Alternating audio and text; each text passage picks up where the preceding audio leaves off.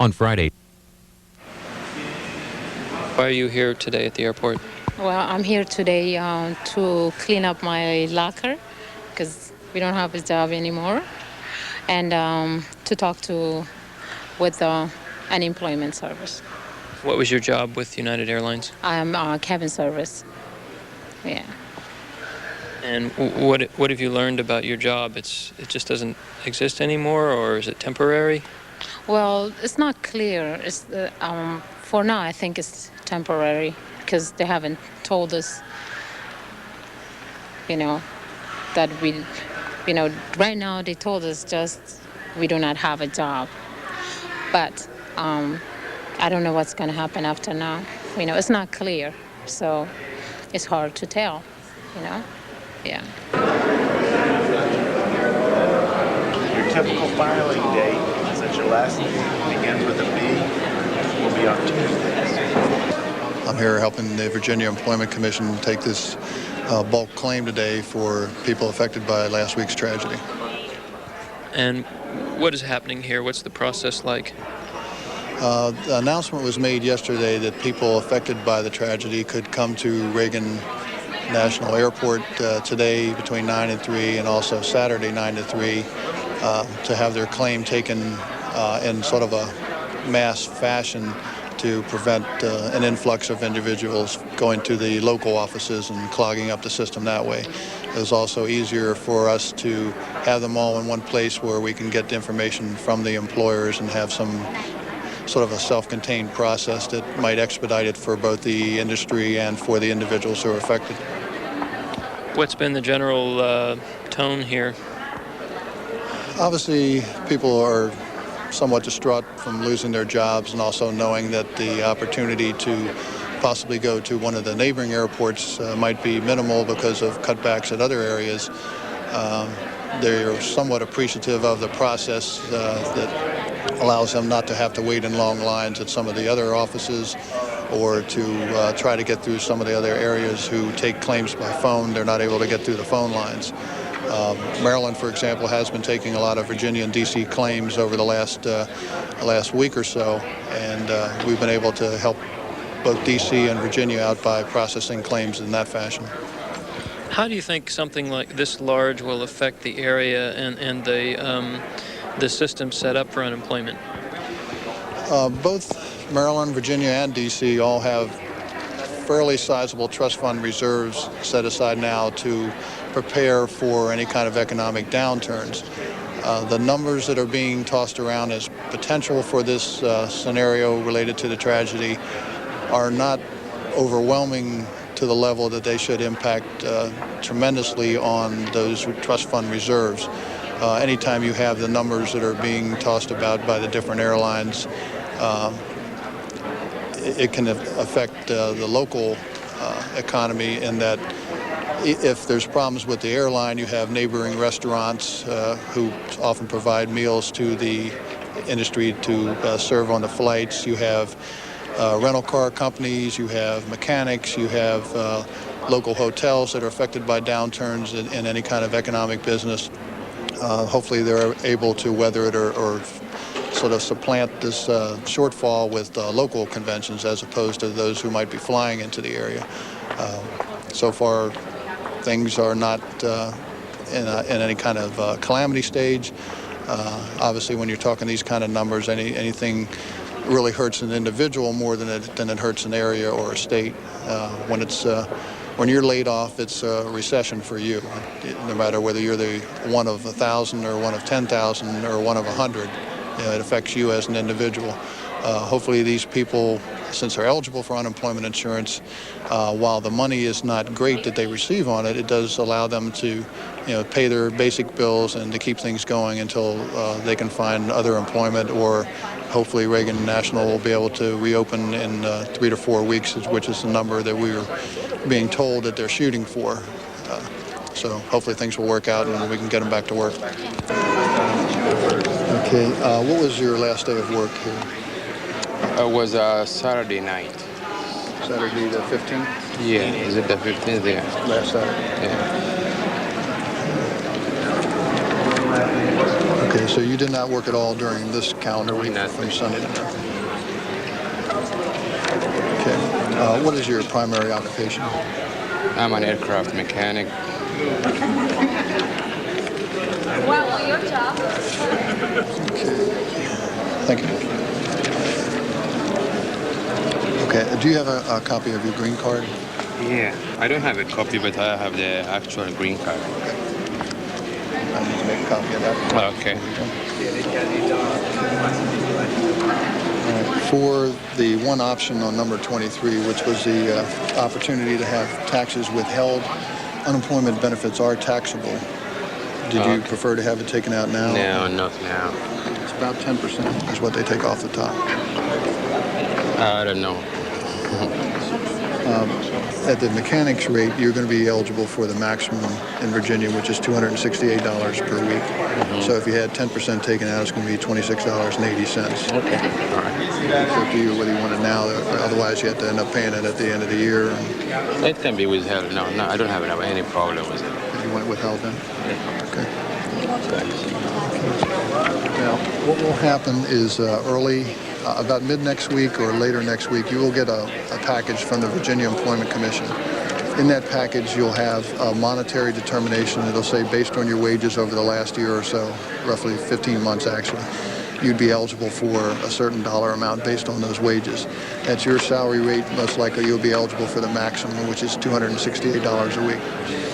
You'll be eligible for up to 26 weeks worth of benefits, and based on the governor's policy for exemptions, you will not have to list your job search contacts as you normally would if you file for unemployment. You still obviously want to look for work and, obviously to get yourself back into the labor market, but you don't have to list your contacts as you had to in previous situations where you'd file for benefits. So you're talking about the benefits, about the insurance and everything, health insurance and everything? Correct. Now, there is no waiting week anymore. Formerly, you had to wait 1 week before you file for benefits. The governor has also waived that, so you'll be eligible starting with the week ending the 22nd.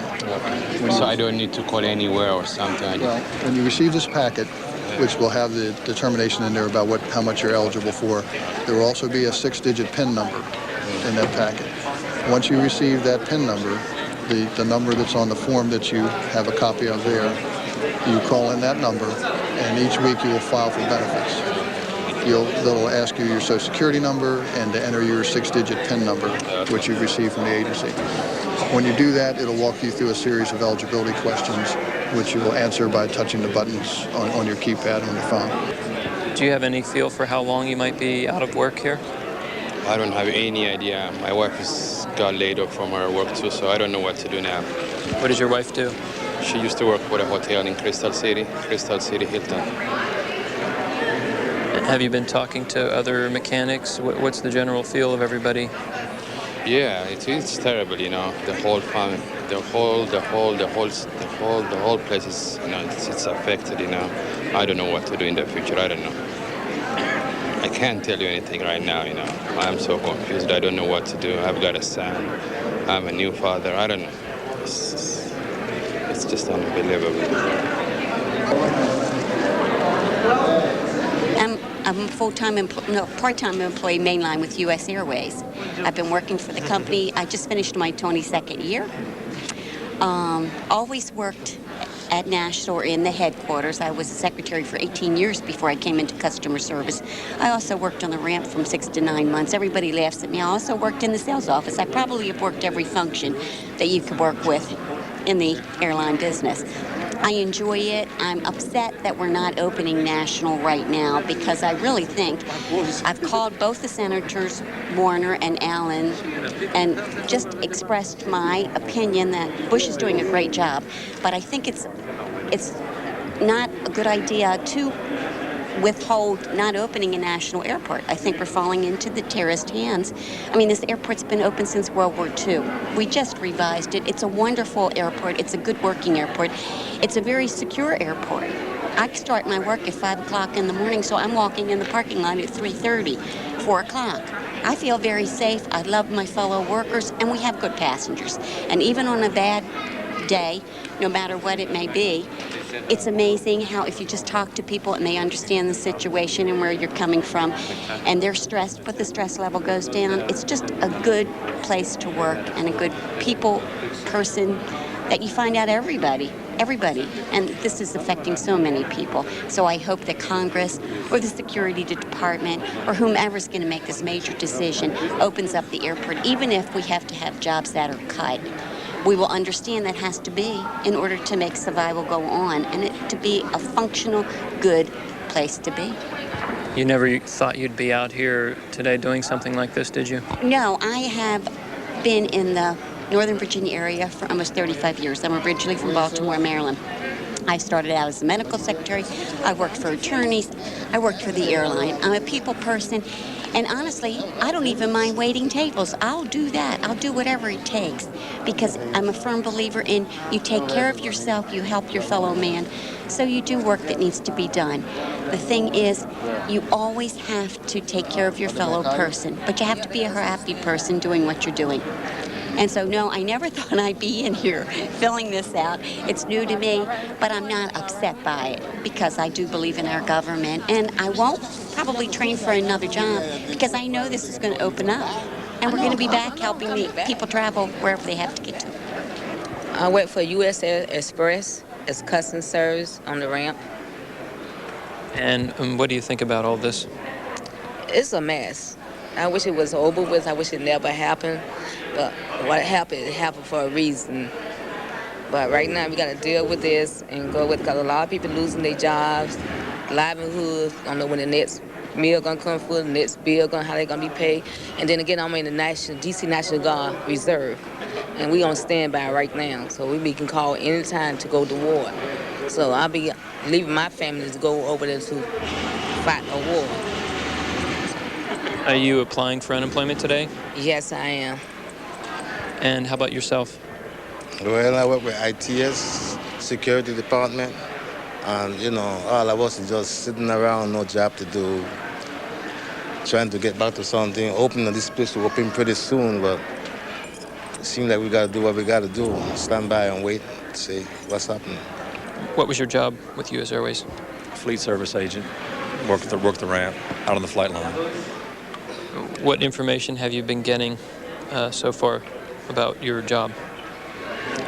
Not a lot. We're home, so we don't have access to what's happening mostly. We just call the employee sick call line, and there's a recording on there telling us what to do. Yeah. But basically, we don't know. We're just wanting to hear if this airport's going to reopen or, what's going to happen with us. Are we being furloughed? There's so much going on. We don't know. We can't keep track of it all. Are we going to be laid off? Is this airport going to reopen? Is U.S. Airways even going to make it through this? That's what we don't know. Have there been any meetings or anything like that? There has between, I'm sure, the company executives and such. But again, we're sitting home. We're not. All the other airports in the country. Obviously, U.S. Airways employees are working at their airports, so they're getting information on what's happening. We're not because we're sitting home, so we don't know what's happening. So we're kind of in the dark right now. Do you think they should reopen the airport? Obviously, yes. Yes, I do. They said that if they did, it'd be a limited basis, and everything would have to take off. I think to the west across Woodrow Wilson Bridge, and. But I think if they do the reinforced doors, if they let the pilots carry guns, which I think they should, have a lockbox in the cockpit with a gun, I think, and also. Let's see, what else was there? Well, sky marshals. If they have sky marshals, reinforced doors, and let the pilots carry guns, there's no reason to hamper this airport. Let the terrorists win, by a defeat like that. This airport cannot operate at that capacity. We need to take off and use all runways and take off in all directions. And like I said, with the doors and the pilots, with guns, and there wouldn't be a need. I would think there'd be a need to hamper this airport and let the terrorists win. That little victory. I don't see the need for it. Let's say, worst case, this airport doesn't open or U.S. Airways goes under. What do you think you might do? Move back to South Carolina where the cost of living is much cheaper, and just try to get on with someone else. Obviously, not another airline, because when you start with another airline, you start back at the bottom again, bottom of the pay scale, bottom of the seniority, everything. So in airlines, the seniority means everything. I've got about 13, 14 years, so that's hard to replicate. I won't make the money I'm making here hardly anywhere else unless I have a degree in something. So who knows, FedEx, UPS, anyone that's in this similar field at airports is probably what I'll try for. And what was your job? SkyCap, and I'm working in this national airport. Well, after last day, September 11, after 9:30, something like that, is already finished this business, and I hope so. Soon as open this airport with